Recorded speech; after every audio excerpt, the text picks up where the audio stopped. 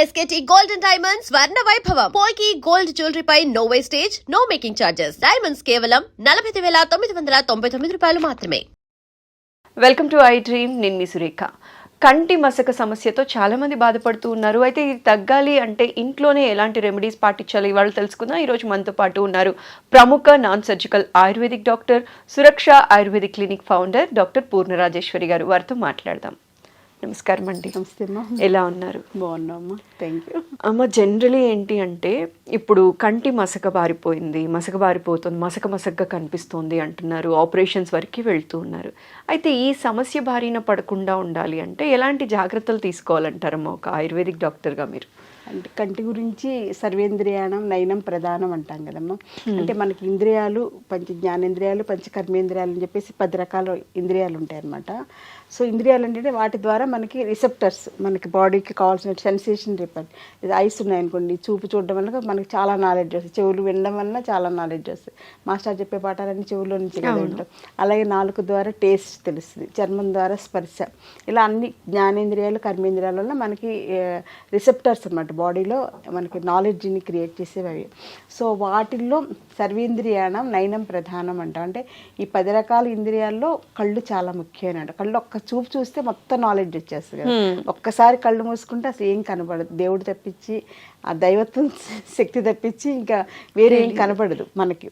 So అందుచేత ఏంటంటే కళ్ళని చాలా జాగ్రత్తగా కాపాడుకోవాలి. అది ఏంటంటే మనకి దురదృష్టం అనుకోవాలి. మనం చాలా అభివృద్ధి చెందుతున్నాం అంటే అసలు ఎంత నాలెడ్జ్ అంటే సో మచ్ ఆఫ్ నాలెడ్జ్ మనకి తెల్లారేసరికి వచ్చేస్తుంది. ఫోన్స్ ద్వారా కానీ, లేకపోతే టీవీ ద్వారా కానీ, న్యూస్ పేపర్ ద్వారా కానీ సో మచ్ ఆఫ్ నాలెడ్జ్ వచ్చేస్తుంది. అంటే మోర్ దెన్ సఫిషియెంట్ నాలెడ్జ్ అనమాట. సో అందులో కళ్ళతోటి ఎక్కువగా మనం నాలెడ్జ్ని, పేపర్ చదవాలన్నా కళ్ళే చూస్తాం, టీవీ చూడాలన్నా కళ్ళే అవసరం, నెట్లో ఏది ఇన్ఫర్మేషన్ కావాలన్నా కానీ, సెల్ ఎక్కువ వాడాలన్నా కూడా కళ్ళే ముఖ్యం అనమాట. సో అందుచేత మనకు తెలియకుండా కళ్ళని ఎక్కువగా ఉపయోగించడం అనేది ఫస్ట్ ఫ్యాక్టర్. సో మనకి ఏంటంటే ఎందుకు ఇలాగ అవుతుంది కళ్ళు మసకబారటం అనే దాంట్లో కంటిని ఎక్కువగా ఉపయోగించడం. ఏదైనా అతిగా మనం వాడితే అది డ్యామేజ్ అవ్వడం సహజంగా, దేనికైనా దాని లిమిట్స్ దానికి ఉంటాయి. సో మనం టేస్ట్ బాగుంది కానీ ఎక్కువ తినేసేస్తే అది డైజెస్ట్ చేయలేక పొట్ట ఎలా అయితే ఇబ్బంది పడి పైకి కిందకి వెళ్ళిపోయి వాంతులు అయిపోయి మోషన్స్ అయిపోయి నానా గందరగోళాలు అవుతాయి. ఎలాగో కళ్ళు కూడా ఎక్కువ వాడడం వలన ఆ రిస్క్ ఉంటుంది. సో అది ఫస్ట్ ఫ్యాక్ట్ మనం ఒప్పుకోవాలి. తర్వాత సెకండ్ ఫ్యాక్ట్ ఏంటంటే డైట్లో మనకి సరైనటువంటి న్యూట్రిషియస్ ఫుడ్ లేకపోవడం వల్ల కూడా కళ్ళు వీక్ అవుతాయి. కంటి రెటీనాకి కానీ, కంటి సెల్స్కి కానీ, వాటన్నిటికీ కూడా మనకి ఇంబ్యాలెన్స్ అనేది వచ్చేస్తాం సరైనటువంటి ఆహారం లేకపోవడం. అలాగే సరైనటువంటి వ్యాయామం, మనకి వ్యాయామం కూడా కంటికి స్పెషల్ వ్యాయామాలు, ఎక్సర్సైజులు ఉంటాయి. అవి కూడా మనం చేసుకోలేకపోవడం వలన కంటిని ఎలా ఉపయోగించుకోవాలో తెలియకపోవడం వల్ల, ఎక్కువగా వాడడం వల్ల కూడా డ్రైనెస్ వచ్చేస్తుంది అనమాట. సో అది కూడా ఎక్సర్సైజ్ లేకపోవడం. అలాగే 5th పాయింట్ ఏంటి, నిద్ర కూడా సరిగ్గా ఒక ప్రణాళికాబద్ధంగా సరిపడా నిద్ర, కంటి నిండా నిద్ర అంటాం కదా మనం. పెద్దవాళ్ళు వాడే ఒక్క పదం చూడండి, కంటి నిండా నిద్ర. అంటే ఏంటంటే కంటికి సరిపడా నిద్రపోవడం వల్ల కళ్ళు రిలాక్స్ అవుతాయి, బ్రెయిన్ కూడా రిలాక్స్ అవుతాయి, మనం కూడా హ్యాపీగా హెల్దీగా ఉంటామని చెప్పేసి కంటి నిండా సుఖ నిద్ర అంటారు పెద్దవాళ్ళు. సో అందుచేత అది కూడా మనకి లేకపోవడానికి ముఖ్యమైనటువంటి కారణం ఏంటంటే సెల్ ఫోన్స్ అనమాట. సో సెల్ ఫోన్స్ మనకి మెయిన్ కారణం. మొబైల్కి ఒక దెయ్యం లాంటిది, ఒక ఈవిల్ లాంటిది ఏంటి అంటే సెల్ ఫోన్ అనమాట. అంటే ఎంత అడిక్షన్ అంటే ఒక్క వీడియో ఆన్ చేస్తే దాని మీద ఒక 100 వీడియోలు వచ్చేస్తాయి. వాళ్ళు ఏం చెప్తున్నారు, వీళ్ళు ఏం చెప్తున్నారు, ఈవెన్ స్పిరిచువల్ 5 minutes చూసి పెట్టేద్దాం అనుకుంటూనే అది 50 minutes అవుతుందో తెలియదు, ఎంతసేపు అవుతుందో తెలియదు. అదే దాని మీద ఈ ప్రవచనాలు చెప్పేవాళ్ళు ఏం చెప్పారని చూస్తే ఇంకోటి వచ్చేసి అలా ఇదేంటి అలా వింటూ ఇంకా నిద్ర ఉండదు, ఇంకేం ఉండదు అనమాట. సో అది మెయిన్ కారణం. అందుచేత అవి వదలడం అనేది, నిదాన పరివర్జనం అనేది చాలా ఇంపార్టెంట్. మా ఆయుర్వేదంలో ఏంటంటే ఏదైనా ఒక ప్రాబ్లం వస్తుందంటే దానికి కారణం ఏంటనేది మనకే అర్థమవుతుంది మనం దృష్టి పెడితే. అంటే యాజ్ ఏ పేషెంట్కి అర్థమవుతుంది ఎక్కడ ప్రాబ్లం ఉంది. ఇప్పుడు సపోజ్ సైనజైటిస్ కానీ, ఆస్మా కానీ ఇలాంటి ప్రాబ్లమ్స్ ఉన్న వాళ్ళకి కారణం ఏంటని ఆలోచిస్తే చలిగాలికి ఎక్స్పోజ్ అవ్వడం, వర్షానికి ఎక్స్పోజ్ అవ్వడం, లేదా చల్లటివి ఫ్రిడ్జ్లో ఎక్కువ వాడడం, కూల్ డ్రింక్స్ ఎక్కువ వాడడం, ఇవి ముఖ్యమైనటువంటి కారణాలు కదా. సో ఆ కారణాలు అవాయిడ్ చేసిస్తే వాళ్ళ సగం జబ్బు తగ్గిపోతుంది అనమాట. అలాగే కంటి చూపు మసకబారడానికి ముఖ్యమైనటువంటి కారణం ఏంటని ఆలోచిస్తే ఈ సెల్ ఫోన్స్ ఎక్కువ వాడడం, లేదా ఆడవాళ్ళు అయితే టీవీ ఎక్కువగా చూస్తూ ఉంటారు. ఇంకా అలా సీరియల్స్కి అడిక్ట్ అయిపోయి చూసేస్తూ ఉంటారు కదా. ఇవాళ ఏమైందో, రేపేమంటాడో, రేపేమవుతుందో అని చెప్పి ఏవో ఉంటాయి కదా, ఎవరి ఇది వాళ్ళది. సో అందుచేత అవి వాడడం ఒక కనీసం 50%కి ఫస్ట్ డే స్టార్ట్ చేసేస్తే తర్వాత 60%, 70% అలా పెంచుకుంటూ వెళ్ళి 10% దగ్గర జస్ట్ మనకి ఏదో ఒకటి ఎంటర్టైన్మెంట్ ఉండాలి కాబట్టి అంతవరకే బాండ్ అయిపోయి ఉండాలన్నమాట. అది ఫస్ట్ పాయింట్. ఇంకా తర్వాత ఆయుర్వేదం ఏంటంటే రెజ్యూనేట్ చేసేటువంటి గుణం ఆయుర్వేదం ఒక్కదానికే ఉంది వైద్యానికి. మీరు బయట ఇచ్చేసిన రిపేర్ చేస్తారు. డాక్టర్స్ బయట ఏంటంటే జ్వరం వస్తే దానికి పారాసెటమాల్ టాబ్లెట్స్ ఇవ్వడం ఇలాంటివి ఏవో చేస్తారు, లేకపోతే యాంటీబయాటిక్స్ వాడతారు, లేకపోతే స్టెరాయిడ్స్ వాడతారు. ఇంకా అవసరం అంటే సర్జరీ చేసి రిపేర్ చేసేస్తారు. ఆ శాస్త్రానికి అంతవరకు లిమిటేషన్ ఉంది. కానీ ఆయుర్వేదానికి అలా కాదు. ఆయుర్వేదానికి ఏంటంటే లైఫ్ని ఇచ్చేటువంటి శక్తి ఉంది. అంటే రెజ్యూనేట్ చేసేది, రిపేర్ చేసేటువంటి శక్తిని 10 times మనం పెంచుకోవచ్చు అనమాట. రెజ్యూనేట్ చేయడం అంటే రీజనరేట్ చేయడం.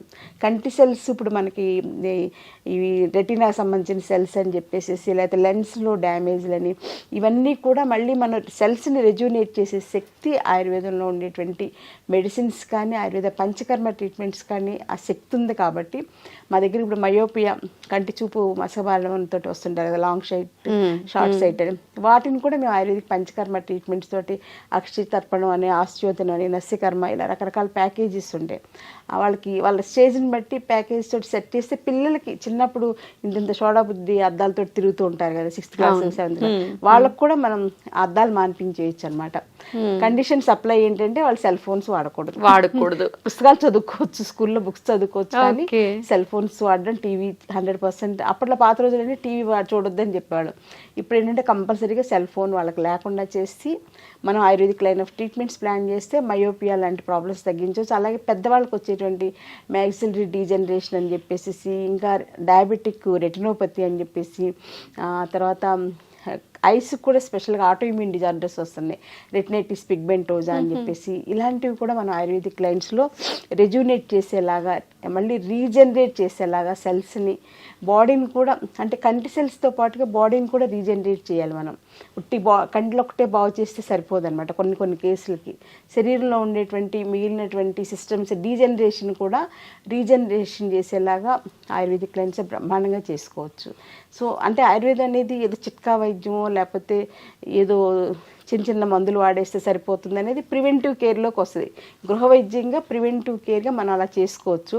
కానీ అట్ ది సేమ్ టైం ఎంత బ్యూటిఫుల్ ప్రాబ్లం అయినా సరే అంటే అసలు నా జీవితం నాకు 81లో ఆయుర్వేదం నా జీవితంలోకి ఎంటర్ అయింది. నేను 81లో మెడిసిన్ జాయిన్ అయ్యాను. మా బ్యాచ్ నుంచి ఎంసెట్లో ఎంట్రన్స్ పెట్టేసి సెలెక్షన్ అనేది స్టార్ట్ చేశాను.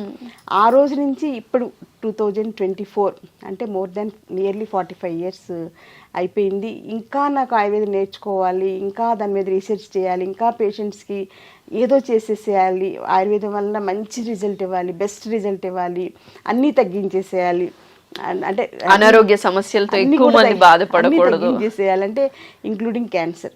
సో ఆటోఇమ్యూన్ డిజార్డర్స్ కానీ ఇంక్లూడింగ్ క్యాన్సర్ అనేవి భయంకరమైనటువంటి వ్యాధులు, డయాబెటీస్ కన్నా చాలా పెద్ద ప్రాబ్లమ్స్ అన్నమాట. ఇప్పుడు వాటికి కూడా నేను ఆయుర్వేదిక్ లైన్స్లో బ్రహ్మాండంగా చేస్తాను. అలాగే సెరిబ్రల్ పాలసీ పిల్లలు, నడవలేని పిల్లలు, మాటలు రాని పిల్లలకు కూడా మంచి మంచి ట్రీట్మెంట్స్ తోటి 3 to 6 monthsలో నార్మల్ చైల్డ్ అవుతున్నారు. సో ఇలా రిజోనేట్ చేసేది, రీజనరేట్ చేసేది, డీజనరేషన్ తగ్గించేటువంటి వైద్య వ్యవస్థ ఏది అంటే ఆయుర్వేదం. సో ఎందుకంటే అది దైవానికి సంబంధించిన వైద్యం కాబట్టి, దేవలోకంలో ఉన్నటువంటి వైద్యాన్ని భరద్వాజ మహర్షి మన భూమి మీద తీసుకొచ్చారు. అంత గొప్ప శాస్త్రం కాబట్టి అందులో అంత వైబిలిటీ ఉంది. ఇన్ని 5000 సంవత్సరాలైనా ఛాలెంజింగ్గా ఇప్పటికీ బ్రహ్మాండంగా చేస్తున్నాం, సర్వైవ్ అవుతున్నాం. ఇప్పుడు మళ్ళీ మనకి గవర్నమెంట్ మోడీ గారి సపోర్ట్ చాలా బాగుండటం వల్ల ఆయుర్వేదానికి గోల్డెన్ పీరియడ్ ఆఫ్ ఆయుర్వేద అనేది ముందు నా కళ్ళకైతే బాగా కనిపిస్తుంది. సో కంటి చూపు మీరు అడిగినట్లుగా మసకబారడం, వీటికి సింపుల్ రెసిపీస్ ఇంట్లో చేసుకునేది ఏంటి అనేది మనం గృహవైద్యంగా కూడా కొన్ని చెప్పాలి. ఎందుకంటే అవి పాటిస్తేనే వాళ్ళకి దాని మీద నమ్మకం అనేది కలుగుతుంది. అందుచేత దానికి ఏంటంటే రోజు పొద్దున్నే ఉసిరి చూర్ణం ఒక 1/2 స్పూన్ ఉసిరి చూర్ణం తీసుకుని అందులో కొంచెం తేనె కలుపుకొని పొద్దున్నే పరగడుపున నోట్లో 4కి అప్లై చేసుకుని నెమ్మదిగా చప్పరిస్తూ మింగేసేయాలి. ఉసిరి చూర్ణం అనేది చాలా ఇంపార్టెంట్ అమ్మ. అలాగే ఉసిరి సిరప్ అని బయట దొరుకుతుంది, అదైతే thousandsలో ఉంటుంది, వేస్ట్ అంత డబ్బులు ఖర్చు పెట్టడం. ఉసిరికాయలు దొరికే సీజన్లో మనమే ఎండబెట్టుకుని ఉసిరి చూర్ణం తయారు చేసుకోవచ్చు, లేదా మార్కెట్లో దొరికేదైనా కొంతవరకు ఓకే. అది సింపుల్, ఈజీ అనమాట. అలాగే గుంటగలగ రాకుండా ఉంటుంది కదా మనకి, పాత రోజుల్లో గుంటగలగ రాకు పొలాల్లో నుంచి తెచ్చుకుని చక్కగా పచ్చడి చేసుకునేవాళ్ళు, అలా మనం ట్రై చేయొచ్చు. గుంటగలగరాకు పచ్చడి తినలేమంటే అందులో నేనైతే కొంచెం గోంగూర కూడా వేసేసి పచ్చడి చేస్తాను అనమాట. గుంటగలగరాకు గోంగూర కలిపి పచ్చడి అయితే పిల్లలు కూడా, మా అబ్బాయి కూడా హ్యాపీగా తినేస్తాడు. మా అబ్బాయికి ఎలా మంచి ఫుడ్ పెట్టాలని నేను మ్యాక్సిమం ట్రై చేస్తున్నాను. ప్రతి తల్లికి అది కోరిక కదా. నెక్స్ట్ థర్డ్ పాయింట్ ఏంటంటే, ఇంకా కళ్ళను కూడా ఉసిరికాయ నీళ్ళతోటి కడుక్కోవడం. ఉసిరికాయలు రాత్రిపూట నీళ్ళలో నానబెట్టేసి తీసుకుని ఉంచుకుని ప్రొద్దున్నే లేచినంటే మనం ఎలా అయితే టంగ్ క్లీన్ చేసుకుంటో అలాగా కళ్ళని ఉసిరికాయ నీళ్ళతో కడుక్కుంటే ఇక్కడ ఉండేటువంటి బ్యాడ్ ఇదంతా కూడా బయటకు వచ్చేస్తుంది. అలాగే రాత్రిపూట పడుకునేటప్పుడు కొంచెం చల్లటి కర్చీఫ్ని నీళ్ళలో ముంచి దాన్ని ఇలా కంటి మీద వేసుకోవడం వల్ల కంటి మీద ఏంటంటే వేడి ఎక్కువ ఉంటుంది. కంట్లో ఆలోచక పిత్తం అని మనకు 5 రకాల పిత్తాలు ఉంటాయి శరీరంలో. కంట్లో ఉండేది ఆలోచక పిత్తం అనమాట. ఆ పిత్తాన్ని మనం ప్యాసిఫై చేయాలంటే, తగ్గించాలంటే కంటి మీద చల్లటి క్లాత్ వేసుకుని ఉంచుకుంటే కొంతవరకు ఉపయోగపడుతుంది. అలాగే కంటికి హెయిర్ డైస్ కూడా వాడడం మానేయాలి. దానివల్ల కంటి చూపు మెరుగుపడుతుంది. కంటికి చూపు మెరుగుపడాలంటే హెయిర్ డైస్ వాడడం మానేయాలి. సో హెయిర్ డైస్ వల్ల అంత సైడ్ ఎఫెక్ట్స్ ఉన్నాయి కాబట్టి అది కూడా కేర్ తీసుకోవాలి. అలాగే షాంపూస్ కూడా మంచివి కాదు, ఇప్పుడు కెమికల్ బేస్డ్ కాబట్టి కుంకుడుకాయలతోటి తలస్నానం చేయడం ఇలాంటివన్నీ కేర్ తీసుకోవాలి. అలాగే డ్రైనెస్ ఆఫ్ ఐస్ ఇప్పుడు మోస్ట్ కామన్ కాబట్టి ఎండలో తిరిగేటప్పుడు గ్లాసెస్ పెట్టుకోవడం, బయట బళ్ళ మీద అవి తిరిగేటప్పుడు హెల్మెట్ పెట్టుకోవడం, కంటికి గ్లాసెస్ పెట్టుకోవడం, ఎక్కువ తిరగకుండా ఉండడానికి ట్రై చేయాలి. ముఖ్యంగా సమ్మర్ వచ్చిందంటే బాగా మార్నింగ్ 11 to 4 ఎండకి ఎక్స్పోజ్ అవ్వకుండా ఉంటే కళ్ళని మనం కాపాడుకున్నట్లే. అలాగే ఆహారంలో కూడా ఫ్రైస్, పికిల్స్, నాన్ వెజ్ తగ్గించుకుని ప్రతిరోజు భోజనంలో ఉసిరికాయ పచ్చడి, మనకి పాత రోజుల్లో నల్ల పచ్చడి అని ఉండేది కదమ్మా. ఉసిరికాయ పచ్చడి పట్టేశాక దంచేసి చేసుకున్నాక అది నల్లబడిపోద్ది, రోజుకి ఎర్రగా ఉండదు. సో దాని పేరే నల్ల పచ్చడి అనమాట. అది రోజు ప్రొద్దున్నే తీసుకోవడం వల్ల, మొదటి ముద్దలో అది వేసుకుని తీసుకోవడం వల్ల కంటి చూపు చాలా బాగా మెరుగుపడుతుంది. సో ఈ రకంగా చిన్న కేర్ ఇంట్లో చేసుకుంటూ పెద్ద ప్రాబ్లమ్స్ ఉన్నప్పుడు దీనికి ఇంతేలే పరిష్కారం లేదు అని వదిలేయకుండా ఆయుర్వేదిక్ డాక్టర్స్ ఉన్నారు. ఆయుర్వేదం ఇప్పుడు శాస్త్రీయంగా చేసి రీసెర్చ్ చేసి నాకన్నా ఇంకా ఎంథ్యూజియాస్టిక్ చేసేవాళ్ళు బోల్డ్ మంది డాక్టర్స్ ఉన్నారు. అలాంటి వాళ్ళ సంరక్షణలో కంటి చూపుని మళ్ళీ మనం కాపాడుకోవచ్చు. ఇందాక చెప్పినట్టు సర్వేంద్రియాణం నయనం ప్రధానం కాబట్టి కంటిని మనం పాపలా కాపాడుకుంటే కంటి పాప మనకి జీవితానికే వెలుగునిస్తుంది. అమ్మ చాలా వివరంగా తెలియచేశారమ్మా. ఎందుకంటే చాలా మంది చెప్తూ ఉన్నారు కళ్ళు మసకబారిపోయాయి, ఈ సమస్యతో బాధపడుతున్న వాళ్ళందరికీ కూడా ఇంట్లోనే ఎలాంటి రెమెడీస్ పాటించవచ్చు, ఆ సమస్య బారిన పడకుండా ముందే ఎలాంటి జాగ్రత్తలు తీసుకోవాలని సవివరంగా తెలియచేసినందుకు ప్రత్యేక ధన్యవాదాలు. నమస్కారం. Thank you.